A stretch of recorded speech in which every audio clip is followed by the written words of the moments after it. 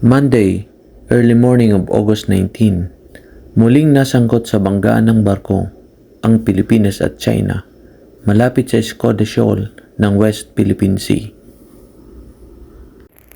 Ayon sa report ng Philippine Coast Guard, ang dalawang barko ng Pilipinas, BRP Inganyo at BRP Bagakay, ay nagtamo ng damage pagkatapos banggain ng barko ng Chinese Coast Guard. Ang BRP Cape Inganyo ay nagtamo ng damage ng 1.5 meter na butas sa kanang bahagi at nasira din ang engine exhaust nito. Ang BRP Bagakay naman ay nagtamo ng 3 feet wide and 2.5 feet long na butas at 1 foot na yupi. Ayon kay Commodore J. Tariela ng Philippine Coast Guard, ay ito na daw ang pinakamalaking structural damage na natamo ng barko ng Pilipinas bilang resulta ng Chinese Coast Guard dangerous maneuvers.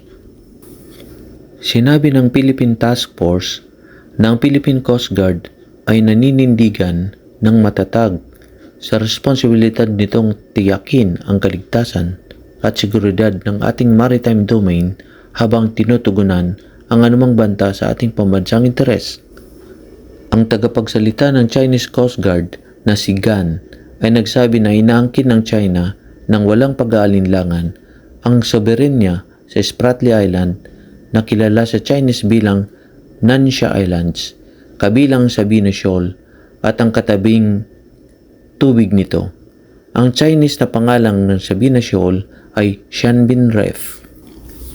Sa isang hiwalay na pahayag, sinabi niya na isang barko ng Pilipinas na nakatalikod sa Sabina Shoal ang pumasok sa tubig malapit sa pinagtatalo ng Second Thomas Shoal na hindi pinansin ang mga babala ng Chinese Coast Guard, kaya gumawa ng mga hakbang sa pagkontrol laban sa barko ng Pilipinas alinsunod sa batas at regulasyon, dagdag niya.